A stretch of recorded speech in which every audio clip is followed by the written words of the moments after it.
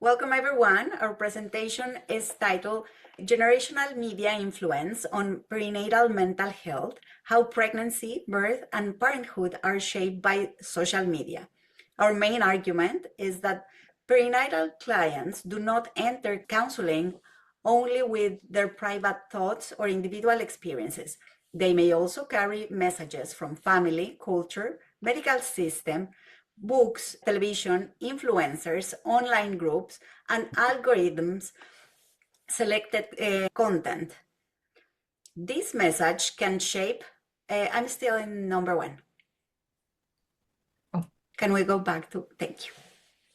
These messages can shape the client belief pregnancy should feel like, what birth should look like, what a good mother or parent should supposed to do, and whether seeking help feels acceptable or shame.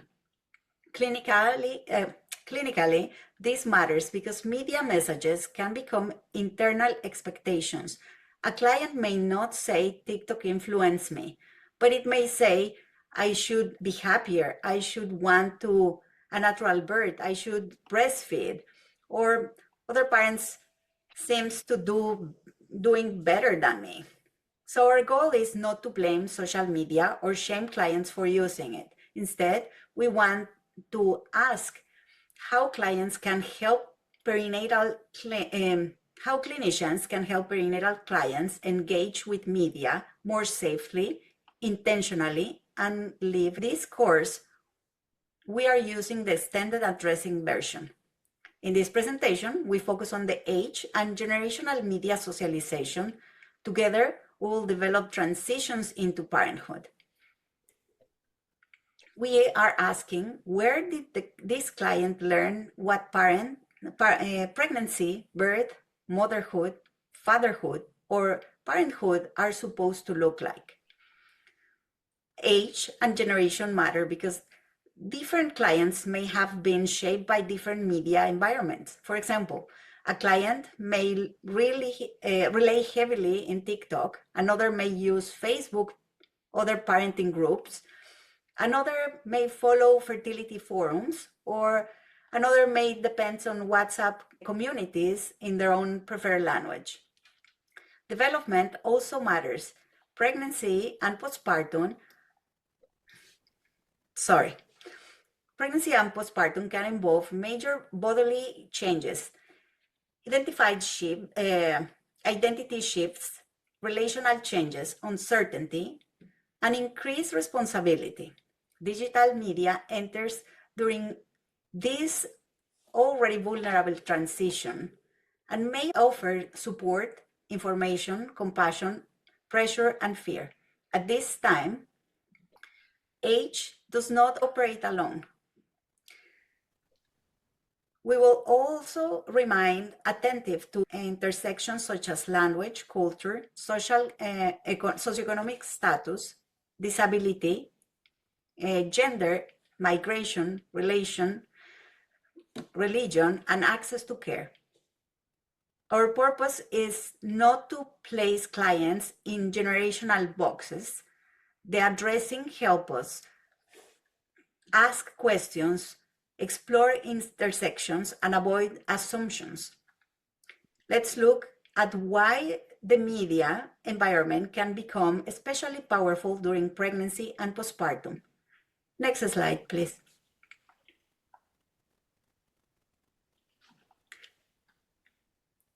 The addressing framework,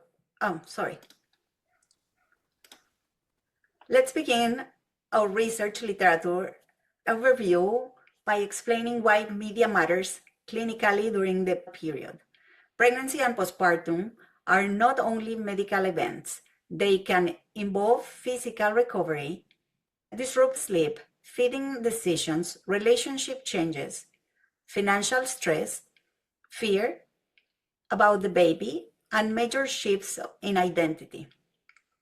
During this vulnerable period, clients may go online when they feel uncertain, isolated, exhausted, or afraid. For example, picture a parent awake at 2 in the morning, holding their baby and wondering, is this normal? They may not want to wake anyone, may not be able to reach a provider fast, or may feel embarrassed or afraid of being judged. In that moment, online information may feel like the only place to turn. What they find may be helpful, such as psychoeducation or peer support, but it may also include frightening birth stories, commercial content, unsupported health claims, or idealized images of parents who appear calm, attractive, organized, and emotionally bonded with their babies. Clinically, this means we should not only ask about symptoms, we should also ask about the client's media environment. A more compassionate question may be, what were you hoping to find, instead of why are you spending so much time online? The media use may represent an attempt to reduce uncertainty, protect the baby, or feel less alone. Our clinical task is to explore the function of that use rather than assuming it means anxiety, avoidance, or bad parenting. Once we understand why clients go online, we also need to understand where they go and which sources feel trustworthy to them. Next slide, please. When we talk about generation, we are not saying that all people in one age group use the same media and trust the same sources. For example, an older client may be very active on TikTok, while a younger client may rely mostly on grandparents, health provider, or religious leaders. So generation give us possible context, but it does not determine the client's behavior, values, and source of trust. Historically, perinatal information often came from a small number of sources, such as family members, elders, physicians, printed books, television, magazines, or childbirth classes. Today, clients may be exposed to many sources at once, including websites, apps, influencers, Facebook groups, WhatsApp communities, Reddit forums, podcasts, YouTube, algorithms. Clinically, this means we need to ask about the client's actual information environment instead of assuming it's based on age. For example, we may ask, who or what influences your decision about pregnancy, birth, feeding, medication, or parenting? Possible influence may include a parent-in-law, an obstetrician or midwife, a doula, a faith community, a parenting app, an influencer, online groups, or platforms generated feed. A useful question for us as clinicians is, which influence may this client hesitate to mention because they fear being judged? The answer may not always be social media. It may be family, culture, religion, healthcare provider. The key is to explore with curiosity rather than assumption. This helps us see that social media did not create media influence. It changed how fast, how often, and how personally those messages reach clients. Next slide, please.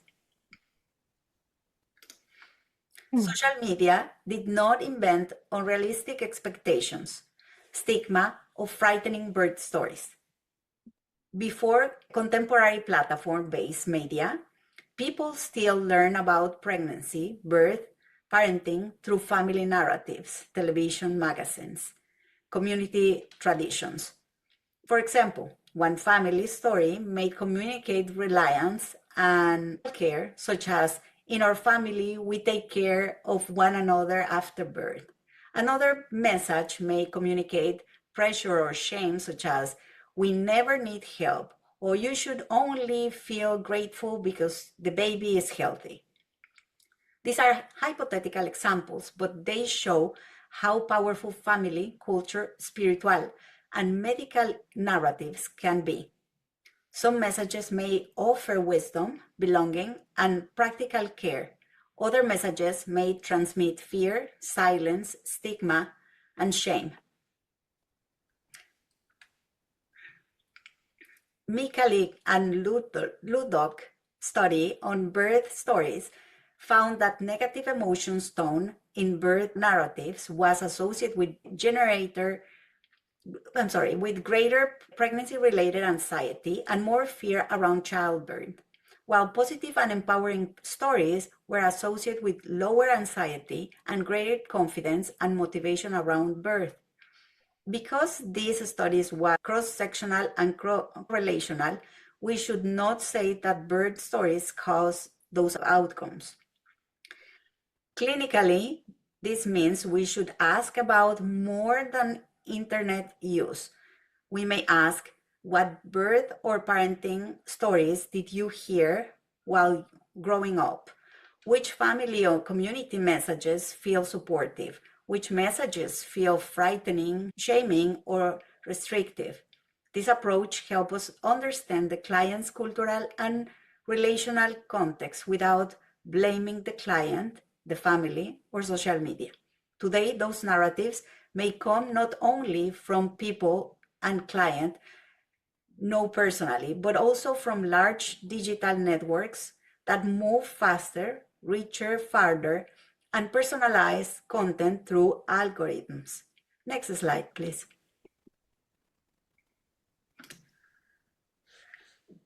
The contemporary media environment differs not only in speed, but also in how information reaches the client. Today, perinatal information can be immediate, visual, emotional, personalized, commercialized, social, and algorithmically selected. Many digital platforms use recommendation systems that may prioritize content based on previous search, views, engagement, platform designs. Because search on postpartum algorithm influence is still developing, we should discuss this cautiously and avoid overstating causality. Thank you.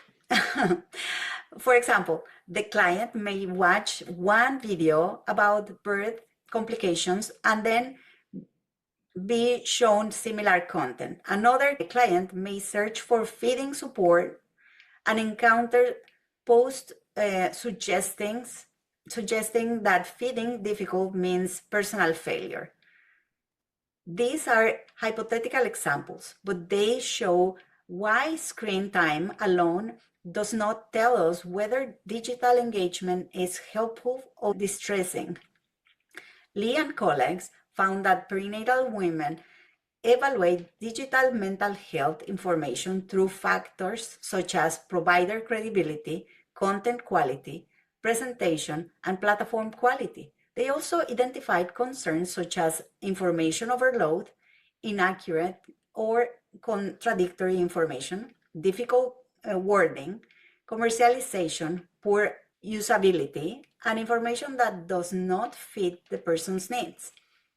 So clinically, we should assess more than the amount of time clients spend online.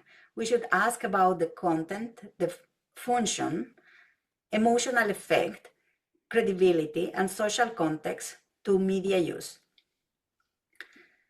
A helpful clinical question may be, when you look at pregnancy or parenting content online, do you usually feel more reassured, more informed, more confused, or more anxious afterward? This is why social media should be approached as neither all harmful nor all helpful. Its impact depends on the content, the client's need, the sources, and the emotional context in which the client encounters it. Next slide, please. Across the sources, the most careful conclusion is that social media is not simply helpful or harmful. Its impacts depends on the content the client encounter. The evidence base include scoping reviews, quality research, and mixed methods study, a dynamic cross-selectional correlational study, and clinical handbook chapters. These give us useful bread, and but it also means we need to be careful with casual claims. Based on these sources, we should not claim that social media directly causes postpartum depression, anxiety, or other perinatal mental health conditions. Instead, digital experience may interact with factors such as previous anxiety, perfectionism, body image concerns, isolation, trauma history, sleep disruption, cultural expectations, barriers of healthcare, and uncertainty about parenting. The studies showed both and picture. Social media offers peer support, psychoeducation, identity affirmation, and language for distress. At the same time, it may expose clients to misinformation, unrealistic expectations, idealized postpartum bodies, feeding pressure, frightening birth stories, commercialized advice, and comparisons. The careful conclusion is both and. Digital media may provide support, connection, and information, but it may also intensify shame, anxiety, and confusion. Depends on the person, the platform, the content, and the context. So instead of asking only how much screen time are you using, clinician may ask, what content are you seeing? Who is it coming from? What are you hoping it will help you with? And how do you feel afterward? This synthesize also raises the equity question. Whose experiences are well represented in the search and whose experiences may still be missing? Next slide, please.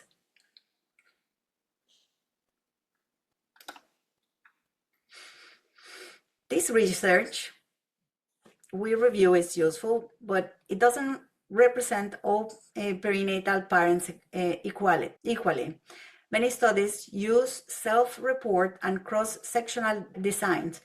That means they can help us identify patterns, associations, and client experiences, but they usually cannot prove cause and effect. Some studies also recruit participants online or focus on people who already use digital media. That makes sense for this topic, but it may overrepresent people who are comfortable in online spaces and underrepresented people with limited internet access, low privacy, low digital literacy, disability-related access barriers, or language barriers. Several samples are also culturally and demographically specific. For example, Tuzon and Oscan study postpartum mothers in the specific clinical context. And Mikalik and Ludog study women and male partners in Poland. These studies are valuable, but we should be careful about applying their findings too broadly. Across our selected social media literature, women and mothers are often the center of population. Fathers, parents, LGBTQ plus and gender diverse parents, indigenous parents, migrants and refugee parents, teens parents, disabled and neurodivergent parents, not English speaker parents, and parents with limited digital access are less visible. Wenzel's handbook helps broader our clinical understanding because it includes attention to different prenatal population, including fathers and 2S LGBTQ plus individuals, people of color, and migrant women. However, that doesn't not erase the representation gaps within the specific social media studies. The ethical takeaway is that clinicians should not apply research findings as if they describe every client. Instead of, we should ask whose experience is reflected here and whose experience may be missing here. Future research should ask not only how much do parents use social media, but also which parents using which platform, encountering which content, under which social conditions, and with what emotional and behavioral effects. This research gap reminds us why clinical assessment must be individualized. The practical question becomes, what should clinicians ask during intake? Next slide, please. Thank you so much, Martha. And this is Sarah. I'm going to continue the presentation from here. So as Martha was explaining, it's important that we don't paint social media as inherently harmful. For isolated clients or those without local culturally relevant support, online communities can be a real lifeline. That said, a lot of populations we'd most want to ask about are underrepresented in this research, so we can't assume the benefit looks the same for everyone, just as Martha was just discussing the gaps. Digital content can also give people language for what they're feeling: postpartum anxiety, intrusive thoughts, rage, identity loss. Sometimes just seeing it named is what makes someone willing to ask for help. Authentic stories push back on the perfect mother image too. Someone posting, "I love my baby and I'm also struggling," can break that isolation. A paper that we referenced, Harrison and colleagues found this directly. Their participants described unrealistic expectations and stigma, but also peer support and wanting more realistic, authentic accounts of perinatal life. So clinically, the goal isn't just get off your phone. It's intentional engagement, validating real support while helping clients notice whether a source is credible and actually making them feel better, not worse. Next slide, please. Risks of social media. So even when social media gives people support and the language for what they're going through, it can expose them to misinformation, commercialized advice, comparison, and fear-based content. Reporting on the free birth movement is an example. The Guardian ran a year-long investigation into the Free Birth Society, a group promoting birth with no medical support at all, no nurses, midwives, doctors, or even ultrasounds, and found it's been linked to dozens of cases of maternal harm and infant death worldwide. And I want to flag that this is journalism, not peer-reviewed research, but it's well-sourced, and OBGYNs interviewed about it backed up the clinical concern directly. And what's clinically interesting is why it works. The physicians interviewed didn't just call it dangerous, they pointed out that it preys on real grievances. People who've had traumatic births or felt dismissed by the medical system. One doctor put it simply, misinformation often starts with a real problem that gets twisted into something dangerous. That's the same dynamic. In another study that we referenced, Brady and colleagues, they did research on algorithms and described a genuine need for information getting hijacked by the content that exploits it instead of addressing it. Unrealistic body ideals are another risk. They are constant in postpartum content. One post says, "Your postpartum body deserves rest, nourishment, and compassion." And then another says, "I restored my pre-pregnancy body in 3 weeks. Here's the program you need." Both could show up in the same person's feed, but they're saying completely different things about recovery and what counts as success. Hernandez and colleagues' scoping review backs this up. The studies they reviewed described unrealistic aesthetic standards, restrictive diets, and nutrition misinformation with some body acceptance content too, just less of it.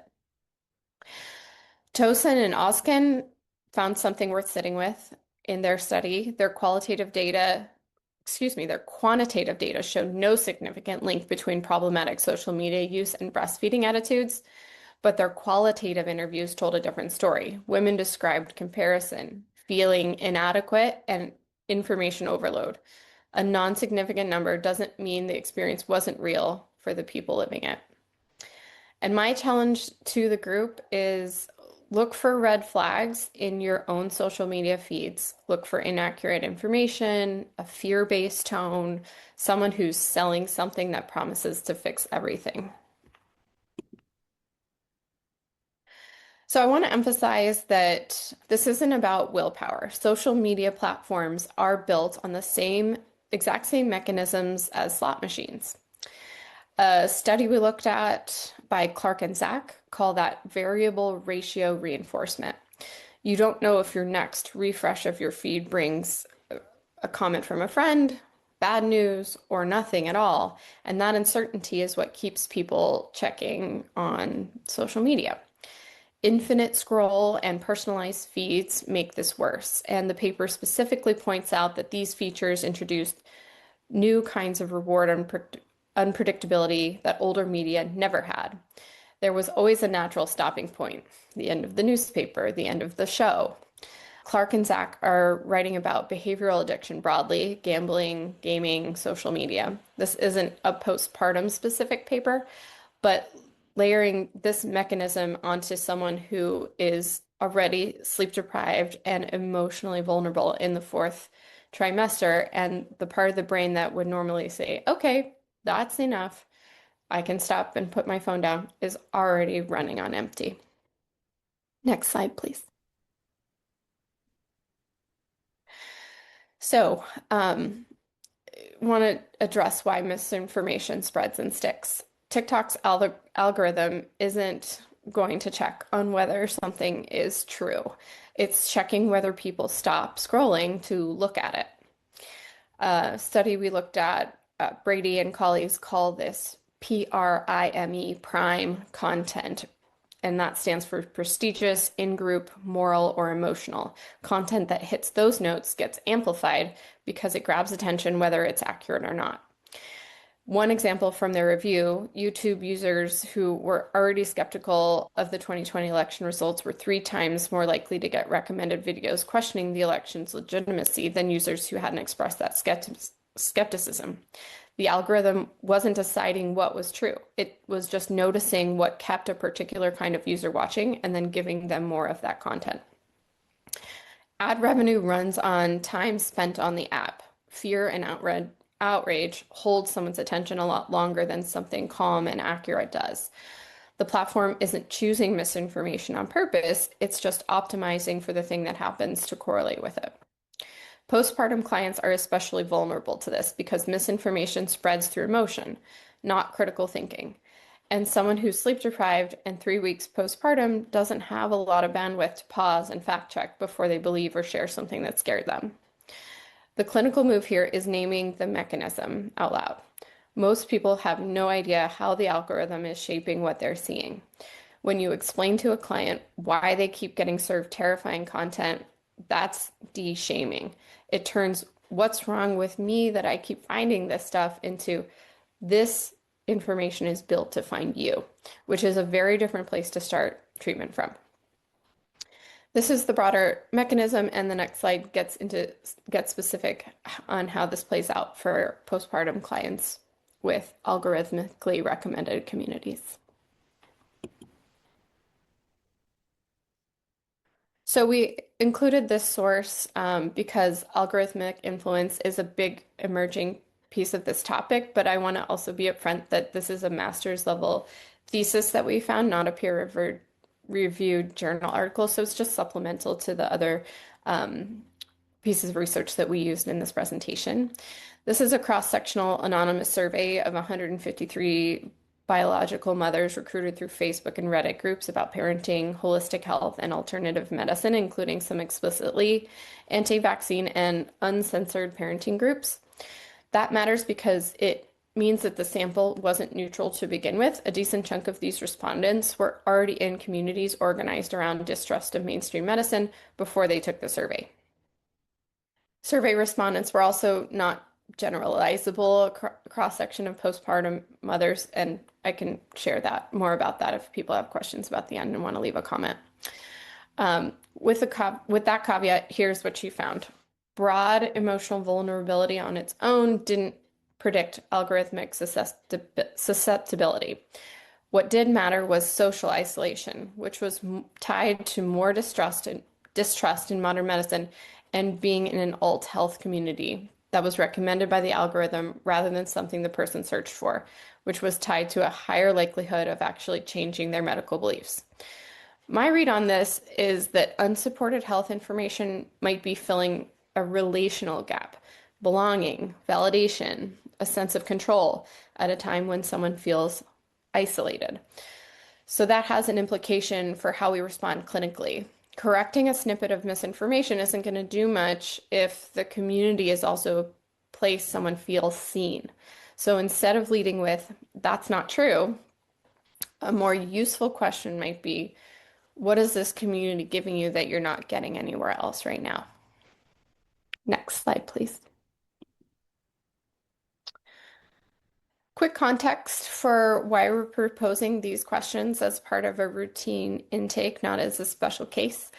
Anyone who's a perinatal client during our careers, our future careers as we train and start to see clients, grew up with a phone or got one before having kids. It's just fertility age timing lining up with internet history. So this can have a place in every intake, the same way we never skip asking about sleep or another factor. And our group wants to be clear that these questions were developed by us for this presentation. We synthesized them with themes from the literature and translating those into practical intake prompts. They were not pulled from a particular paper. So for example, a client might say, I know I should stop looking, but every night I search for videos about stillbirth. A dismissive response would be, you need to stop Googling. A better one is, it sounds like you're trying really hard to prevent something terrible from happening. What do you notice right before you start searching? Follow-up question, what happens to your anxiety while you're searching? And what happens afterwards? That gets us real information, triggers reassurance seeking, what the searching is doing for the client emotionally without us jumping straight into calling it compulsive. Harrison and colleagues found this pattern directly. Women described ending up on forums where one worst case story made everything feel really terrifying, and they kept going back anyway. We should also ask whose voice carries authority for this client right now, as Martha was also mentioning. Could it be a provider, a culturally similar group online, someone who's had a similar feeding or infertility experience? Staying curious instead of correcting is what gets clients to actually tell us what they're seeing. And of course, these questions are additive to a full assessment, not replacing one. Next slide, please. So assessment considerations. Perinatal assessment has to go beyond depression. The Routledge Handbook covers anxiety, OCD, birth-related PTSD, eating and body image concerns, substance use, insomnia, pre-existing serious mental illness, and postpartum psychosis. Digital behavior can give us clues, but it's not diagnostic on its own. Repeated searching might be reassurance seeking, an OCD symptom. Late night scrolling might be tangled up with sleep disruption. Distressing birth content might connect to intrusive imagery or fear. Body transformation content might reinforce existing body dissatisfaction. These are possible patterns to explore, but they're not conclusions that we get to draw from media use alone. One distinction really matters clinically. A parent with postpartum OCD can be tormented by unwanted ego-dystonic harm thoughts that they're terrified of. That needs careful differential assessment, not an assumption of risk. On the other hand, on the other side, suspected psychosis, mania, suicidal intent, or any thought with a plan attached needs immediate safety assessment. So screening tools support this work, but they don't replace clinical judgment and follow-up. And we believe that media is one part, but obviously not a whole explanation. And all of this depends on whether the client feels safe enough to actually tell us what's going on with them. Next slide. Kleiman and Waller describe holding as a deliberate stance, listening, taking the client seriously, tolerating their distress, and helping them find relief and next steps. One item on our list, replacing compulsive searching with planned checks, is actually an intervention for variable ratio reinforcement. Predictable, scheduled access removes that uncertainty that drives the compulsive checking in the first place. So here's that contrast in practice. One response, TikTok isn't a reliable medical source. You need to stop watching it. And then another option would be, it sounds like you're trying to understand what was happening and keep your baby safe. Would you look at the post together with me? What about it felt convincing? Or what about it felt frightening? That second response treats the protective intention as a possibility worth exploring, not a given, and it validates the client's needs without endorsing bad information. So I'd ask the room which response gets shown the triggering post, and I'm kind of leading you down the road of building that rapport is what gives us access to the information at all, and shame just shuts disclosure down from the client. Kleiman and Waller also push clinicians to examine their own histories and biases. We can't help a client question a perfectionistic, culturally shaped standard of motherhood while quietly holding them to our own. So we have to address all of our own countertransference risks around these ideas as well. Once we have safety and rapport, we can intervene at the symptom, relational, and media literacy levels.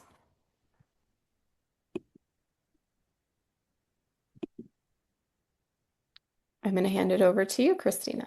Okay, thank you, Sarah, and thank you, Martha. I am Kristina, and I'll be picking up to talk about treatment and interventions.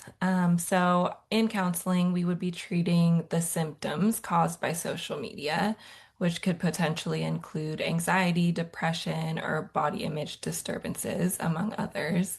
And to treat clients, we would use well-studied, evidence-based theories and techniques to help alleviate these symptoms, increase confidence, and improve general well-being. Our approach would be customized, of course, to each client's clinical presentation. And we draw from specific theoretical frameworks like CBT, which could focus on modifying distorted patterns of thinking and making behavioral changes that improve coping skills while reducing stress levels. Evidence shows CBT interventions results in significant reductions in symptoms in postpartum depression and anxiety. We also might use interpersonal therapy to focus on association between interpersonal problems and mood. And studies have also shown IPT treatment can significantly reduce symptoms of depression, anxiety, as well as improve social relationships and symptoms. We might also consider narrative theory with certain clients, in which we take a collaborative listening approach and view the client as the author of their own unique history. Narrative therapy views problems as separate from people and individuals, and we could help clients change their relationship with the problem they're having.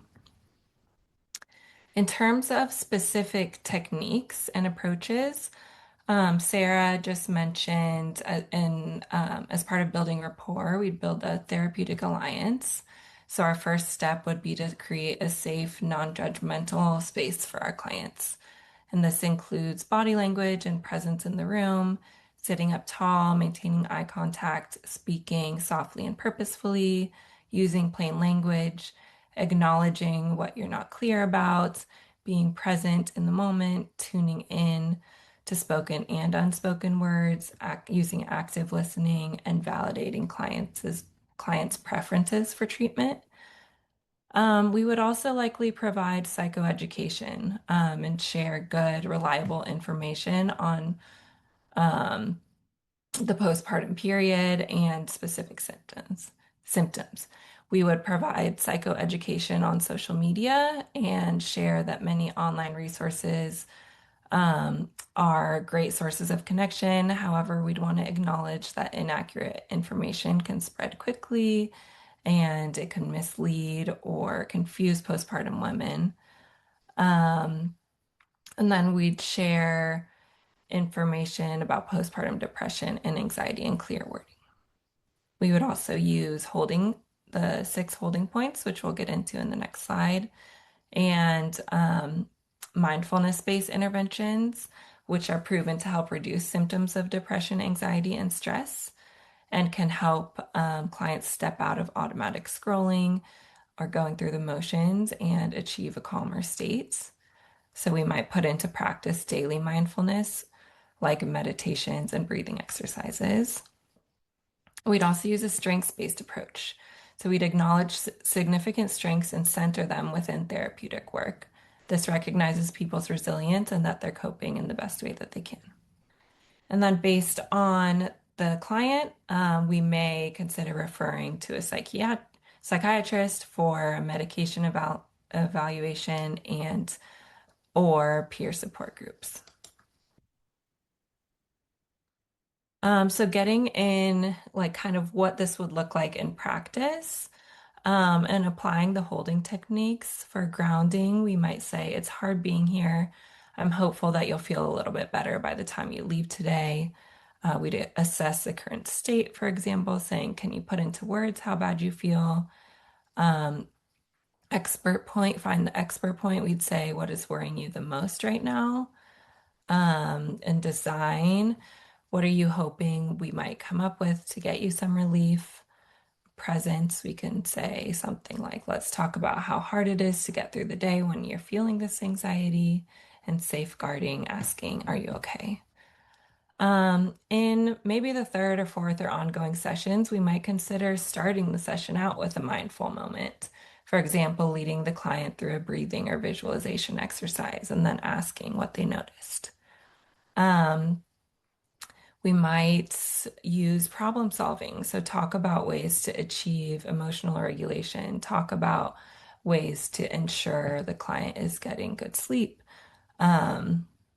We might work to reframe guilt, fear, and reinforce them as symptoms that can resolve and that they're not who the client is. So, reinforcing the idea that you are not your symptoms.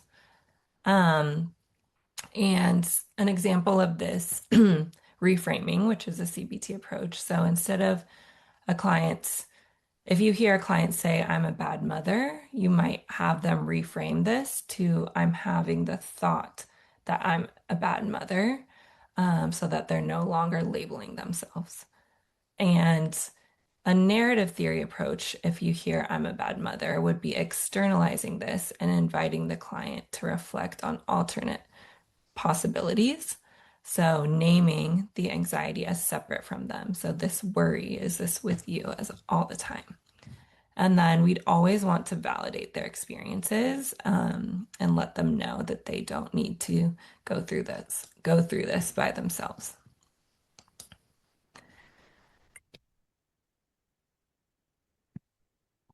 Okay. We know that societal and cultural expectations for a mother can impact the development of postpartum anxiety, depression, body image issues, and self-worth. And social media can exacerbate these expectations. For example, an emphasis on family in some cultures may lead to challenges for women with independent careers, and working mothers may have high maternal stress in those cultures. Other cultures and instill expectations for an easy and uncomplicated transition to motherhood. And we know that gender roles and expectations play various roles in different cultures. Some cultures have very present body image standards.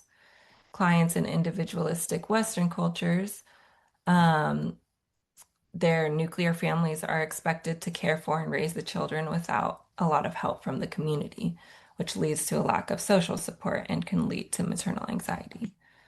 If a mother is struggling, she could feel like she is failing the culture's explanation.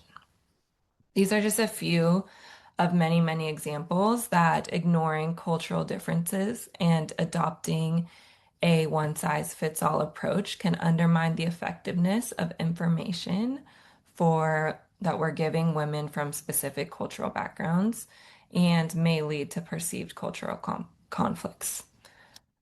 So some key cultural considerations that we want to keep in mind as we practice are being self-aware. To provide culturally responsive care, it's important to recognize our own positionality as a counselor. So for me, that would be how my white, cisgender, female birthing mother experiences influence my stance, and recognize my strengths and challenges that this may cause as a counselor. I'd also want to acknowledge my own implicit biases. Creating a safe place for clients with different lived experiences and cultural influences and values. So this could include using careful listening, using inclusive languages, and determining whether credible information exists in the client's preferred language, remaining responsive to birthing people, transgender and non-binary parents, fathers, adoptive parents, partners, chosen family, kinship systems, and diverse family structures. As counselors, we want to always be educating ourselves about our clients' cultures and religion, but not assume that by having an understanding of a culture, we understand the individual client.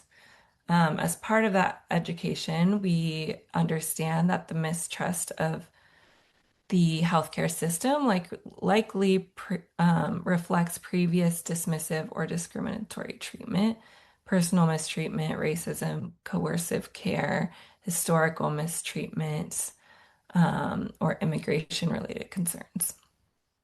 We want to stay curious, so ask the clients about their identities and cultural backgrounds, and then go seek additional training and supervision in any areas that are unfamiliar to you. Some specific questions to ask are noted in the text bubble. And then always express gratitude for the client for sharing about their culture and let them know that we can seek out our own information before the next session if it's appropriate. And then we also want to consider religion, spirituality, communication barriers, and healthcare accessibility. As part of psychoeducation, sharing reliable evidence-based resources with clients can be really important. So some of the research conducted by Harrison et al. Notes the strong therapeutic value of hearing about the experiences of other parents. So we would start by asking the client if receiving resources sounds helpful. We could say, would it be helpful if I shared a few reliable resources that we could compare with what you've been seeing online? We'd customize what we share based on the client's immediate needs, preferred language, location, access, and level of urgency. So here you can see the list of resources. I'll just go through a few. Postpartum Support International offers education, support options, and a provider directory. The National Maternal Mental Health Hotlines offers confidential support and referral assistance. ACOG and the CDC provides patient education. We can also invite clients to bring in their posts, videos, or social media accounts into session and review them collaboratively, which may create an opportunity to examine the credibility, emotional impact, commercial interests, and how the material fits with the client's medical care. And then obviously for urgent concerns involving imminent danger, clinicians should follow emergency crisis supervision, and local legal and ethical procedures rather than relying on educational websites. And then also in the Harrison et al. Study, women felt their expectations had been unrealistically shaped by societal scripts, social and mainstream media. So that sharing authentic stories of other women's experiences alongside balanced and realistic information about key events in motherhood, like childbirth, sleeping, breastfeeding, and feeding, is likely to relieve some of the anxiety through normalizing experiences and challenging the good mother, bad mother discourse. Support groups are a great way to share stories, and for clients who enjoy reading, here is a list of perinatal books that are either evidence-based sources or information or telling of personal stories. And these books are recommended by local midwives, but it is by no means a comprehensive list. And the counselor could determine if any of them might be appropriate for their client, and probably only recommend one or two, not the entire list.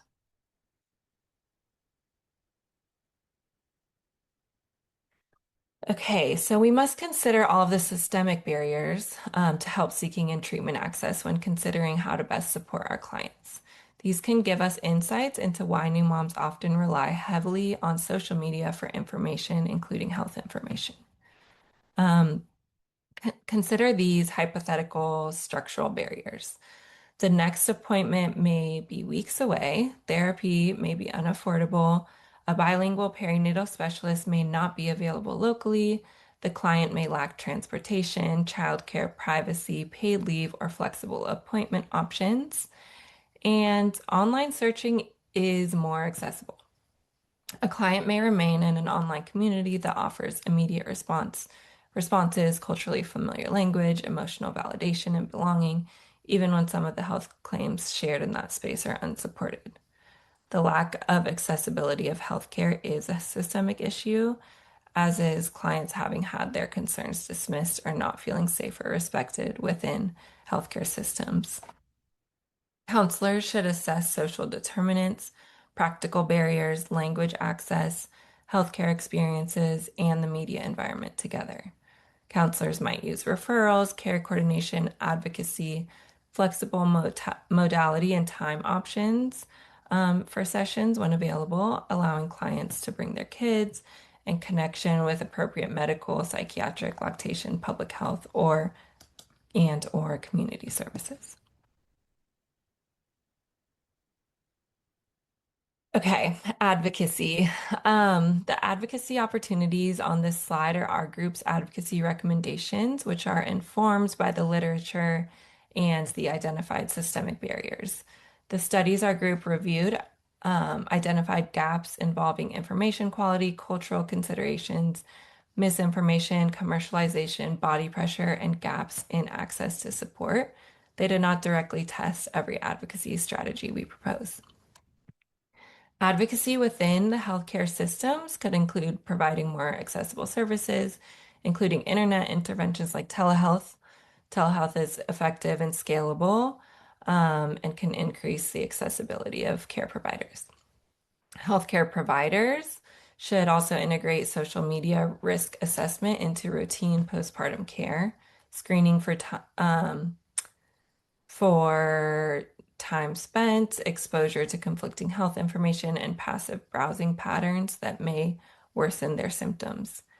Advocacy around brief digital literacy education within prenatal classes, postpartum care, and mental health services might teach clients to consider credentials, evidence, sponsorship, and commercial purpose, emotional tone, and the difference between personal testimony and generalizable health guidance. This kind of access only matters if it's actually reachable, so we should advocate for insurance coverage and reimbursement policies for telehealth-based perinatal mental health services, education and perinatal classes, and digital interventions. Healthcare providers should also integrate social media risk assessment into routine postpartum care. And we'd advocate for this to be a structured part of screening built into existing tools like the Edinburgh postnatal depression scale rather than left to individual provider discretion. advocacy around brief digital literacy education. Oh, sorry. Hospitals and clinics might also offer updated multilingual accessible plain language resource pages developed with input from the communities who will use them. Culturally responsive design is essential.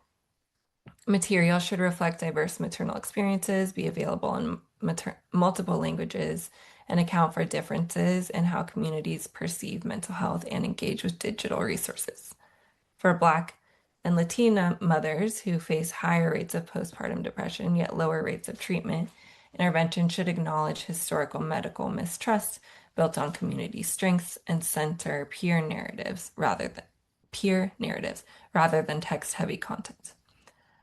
Our Wenzel text outlines the need to advocate for more research for perinatal mental health in general, including research on evidence-based psychotherapies with specific emphasis on acceptance and tolerance, more research on the treatment of fathers, partners, and LGBTQ plus clients, and research gaps also remain around algorithmic bias and maternal content exposure.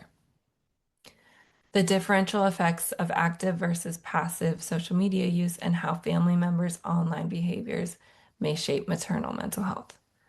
Culturally responsive, community-informed treatment modalities that target mood disorders during the perinatal period are significantly lacking, so this should also be a focus area for researchers, policymakers, and clinicians. Digital platforms also have responsibilities. We can advocate for clear discourse of professional credentials, sponsorship, advertising, commercial interests, and the evidence of health claims. Platform level changes should include algorithm adjustments that provide evidence-based content, require disclosure for unverified health claims from influencers, and promote culturally diverse representations of motherhood. Community-based organizations such as WIC offices and pediatric clinics are also key delivery points for these materials, particularly for mothers with limited internet access. So the overall advocacy question is, how do we build systems that make credible, respectful, and culturally responsive care easier to reach? And we will close with some final clinical takeaways to leave the class with. Social media may educate, connect, normalize experiences, and make support options more visible. It may also intensify comparison, shame, fear, exposure to unsupported claims, and distrust.